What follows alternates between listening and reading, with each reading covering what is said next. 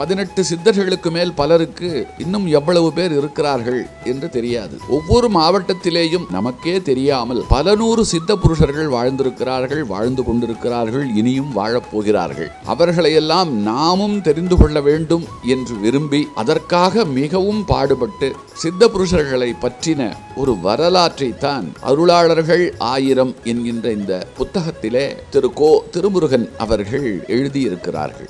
1000 அருளாளர்கள் என்கின்ற இந்த புத்தகம் நம் வீட்டில் இருக்கிறது என்று சொன்னால் 1000 சித்தர் பெருமக்கள் நம் வீட்டிலேயும் இருக்கிறார்கள் என்று அர்த்தம். நமக்கு நல்ல ஞானம் ஏற்படும். பாவத்தின் பக்கம் நாம் செல்ல இவர்கள் விடமாட்டார்கள். புத்தகம் வெகு அழகாக, ரொம்ப அச்சு நேர்த்தியோடு, எழுத்துப்பிழைகள் இல்லாமல் நன்றாக வந்திருக்கிறது. அருளாளர்கள் 1000. ஆசிரியர் ஜீவ அமிர்தம் கோ. திருமுருகன். நூல் உங்களுக்கு வேண்டுமா? அதற்கான அலைபேசி எண் 739 ஜிபே மூலம் செலுத்த 9176564723.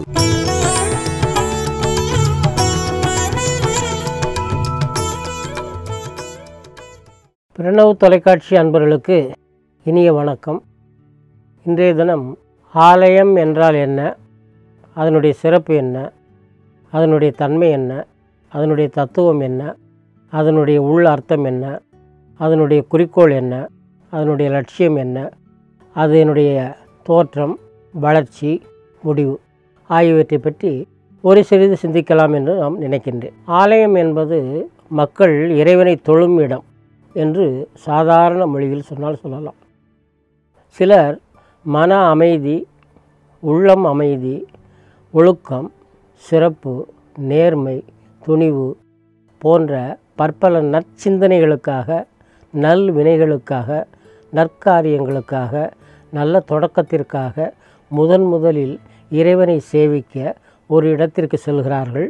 அந்த இடமே ஆலயம் என்று பொதுவாக வழங்கப்படுகிறது. ஆலயம் தொழுவது சாலவும் நன்று என்று ஔவை பிராட்டியார் தன்னுடைய உரை நூலிலே சிறப்பாக குறிப்பிட்டிருக்கிறார்.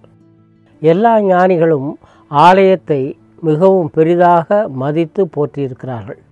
அந்த ஆலயமானது ஒவ்வொருவனுடைய உள்ளத்திலும் ஒவ்வொரு சிறு ஆலயம் உண்டு என்பதை ஒவ்வொருவரும் அறிந்திருக்கிறார்கள். தன் உள்ளத்தில் இருக்கின்ற ஆலயமும் வெளியில் இருக்கின்ற ஆலயமும் என்று ஒன்று சேருகிறதோ அப்பொழுது இறை தொடர்பு ஏற்படுகிறது. அந்த வெளி ஆலயத்தில் இருக்கும் இறைவன் உள்ளே இருக்கும் ஆலயத்திற்கும் இறைவனுடன் பேச ஆரம்பிக்கிறான். அப்பொழுதுதான் அங்கு ஞானம் என்ற ஒரு வகை நல் விருந்து பிறக்கிறது. இந்த ஆலயமானது எண்ஜான் உடம்புக்கு அந்த சிரசே பிரதானம் என்பது போல உடம்பு ஒரு ஆலயமாக திகழ்கிறது. அதேபோல் கருவறை, விமான மண்டபம், உள்ளறை, பூஜை அறை, விதர்ப்ப அறை, பள்ளியறை, பள்ளிவாசல், அப்புறம் வரவேற்பு அறை, இப்படி ஆலயமானதும் பல நிர்மாணங்களாக பல பிரிவுகளாக தொகுக்கப்பட்டு எல்லாவற்றும் சேர்த்துடுங்க. நமது உடலில் என்ன இருக்கிறதோ அதே போன்றுதான் ஆலய அமைப்பும் இருக்கிறது. அதை அண்டத்தில் உள்ளதை பிண்டத்தில் பார்க்கலாம், பிண்டத்தில் உள்ளதை அண்டத்தில் பார்க்கலாம் என்றும் சொல்வார்கள்.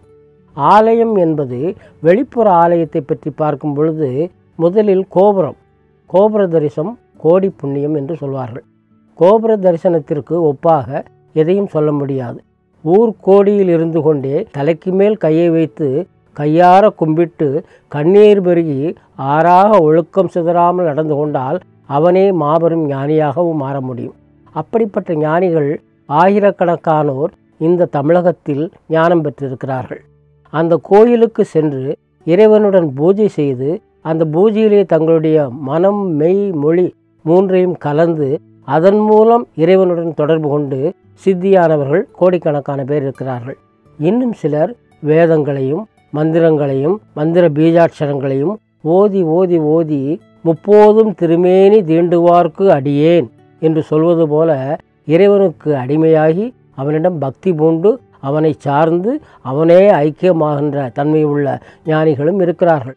இவர்களும் ஆயிரக்கணக்கில் இந்த தமிழகத்தில் வாழ்ந்து மறைந்து இன்று நம்முடன் வாழ்ந்து கொண்டிருக்கிறார்கள். ஆக ஆலயம் என்பது நம்மை நாமே தூய்மைப்படுத்த ஏற்படுத்தப்பட்ட ஒரு இடம் என்பதை முதலில் மனதில் கொள்ள வேண்டும். நம்மை நாமே தூய்மைப்படுத்த நமக்குள் ஒரு ஆலயம் அமைத்து கொண்டு அந்த ஆலயத்தின் மூலம் வெளியில் இருக்கக்கூடிய அந்த பொது ஆலயத்தை சென்று வணங்கும் பொழுது அந்த ஆலயத்திற்கும் இந்த ஆலயத்திற்கும் ஒரு தொடர்பு ஏற்பட்டு அந்த தொடர்பு போக போக நாளுக்கு நாள் புனிதமாக ஆக நம்மிடம் ஒரு தெய்வீக நிலை, ஒரு தெய்வீக பண்பு, ஒரு தெய்வீக அம்சம், ஒரு தெய்வீக ஒளி பொருந்திய நிலை நமக்குள் ஏற்பட்டு கொண்டே இருக்கிறது. இந்த ஆலயத்தினால் இவனும் ஆலயமாகிறான். இவன் கும்பிடும் ஆண்டவனும் ஆலயத்தினுள்ளே கருவறையில் அமர்ந்து அவனுக்கு அருள்பாலித்து கொண்டிருக்கிறாள். மிகப்பெரிய ஞானிகளும் மிகப்பெரிய பக்தர்களும் மிகப்பெரிய அடியார்களும் இந்த தொழுகையை இடைவிடாது செய்து கொண்டிருக்கிறார்கள். அப்பர் பெருமான் தன்னுடைய தேவாரத்தில் சொல்லுவார், பெரும்புலர் காலை மூழ்கி பித்தருக்கு பத்தராகி அரும்பொடு மலர்கள் தூவி ஆர்வத்தை உள்ளே வைத்து விரும்பினல் விளக்கு தூபமிட்டாருக்கு கரும்பினில் கட்டி போல்வார் கடவுர் வீரட்டனாரே என்று சொல்கிறார். ஒரு மனிதன் காலையில் எழுந்தவுடன் செய்ய வேண்டிய வேலை விவரங்களை எல்லாம் அப்பர் பெருமான் அப்படியே பட்டியலிட்டு காட்டுகிறார். எப்படி செய்ய வேண்டும், என்ன செய்ய வேண்டும், எப்படி எந்த முறையில் செய்ய வேண்டும், கடைசியில் மெய்ப்பாட்டியலாக கண்ணீர் ததும்ப துதிக்க வேண்டும் என்பதையும் அவர் சொல்லி கொண்டிருக்கிறார். அப்பர் பெருமான் இவ்வாறாக ஒவ்வொரு தன்னுடைய பதிகத்திலும் ஒவ்வொருடைய பாட்டிலும் அந்த பக்தி என்பதனுடைய மேலிட தத்துவத்தை உள்ளூர விளக்கி அதனுடைய அமிர்தத்தை நமக்கு கொடுக்கிறார். ஒவ்வொரு நாளும் அப்பர் பெருமான் சென்று இறைவனை வழிபடும் தன்மையும் உருகுகின்ற தன்மையும் அவருடைய உடலில் ஏற்படக்கூடிய மாற்றங்களையும் அவர் தினந்தோறும் கண்காணித்து கொண்டே வருகிறார். அப்படிப்பட்ட சமய குரவர்களில் ஒருவராகிய அப்பர் பெருமான் பக்திக்கும் பக்தி இலக்கணத்துக்கும் பக்தி தத்துவத்திற்கும் பக்தி உள்ளத்திற்கும் ஒரு சிறந்த எடுத்துக்காட்டாக விளங்குகிறார். இதற்கெல்லாம் காரணம் அந்த ஆலய வழிபாடு. அந்த ஆலய வழிபாடு ஒருவனுக்கு சால சிறந்து தினமும் அவன் அந்த ஆலய வழிபாட்டில் தன்னை நிலைநிறுத்தி கொண்டால் தெய்வ நிலைக்கே ஆகிவிடுகிறான். இதைத்தான் அபிராமி பட்டர் கொஞ்சம் மாற்றி அழகாக ஒழுங்காக கிரமமாக சொல்கிறார். என்ன சொல்கிறார்? தனம் தரும் கல்வி தரும் ஒரு நாளும் தளர்வறியா மனம் தரும் தெய்வ வடிவும் தரும் நெஞ்சில் வஞ்சமிலா இனம் தரும் அன்பர் என்பவர்க்கே கனம் தரும் பூங்குழலாள் அபிராமி கடைக்கண்களே. கடைக்கண்கள், அபிராமினுடைய கடைக்கண்கள் பட்டால் இதெல்லாம் கிடைக்கும் என்பது எங்கு கிடைக்கும்? ஆலயம் சென்று அவன் அபிராமியை தொழுது அவள் முன்னால் உருகி கண்ணீர் விட்டு நாம் சிந்தினால் இந்த விவகாரங்களெல்லாம் நமக்கு கிடைக்கும் என்பதை அந்த அப்பர் பெருமான் என்று சொல்லக்கூடிய அந்த அபிராமி பட்டர் நமக்கு சொல்கிறார். அந்த அபிராமி பட்டருடைய அந்த துதியானது அம்பாளை தன்னுடைய குலதெய்வமாக இஷ்ட தெய்வமாக வழிபாடு செய்து கொண்டு அதன் மூலம் ஒரு தாயிடமிருந்து ஒரு குழந்தை எப்படி பெறுகின்றாளோ அதேபோல் பூரண அன்பை பெற்றவர்களுள் அபிராமி பட்டரும் ஒருவர். ஆக ஆலய வழிபாடு சாலச் சிறந்தது. ஆலய வழிபாடு மனிதனை தூய்மையாக்குவது.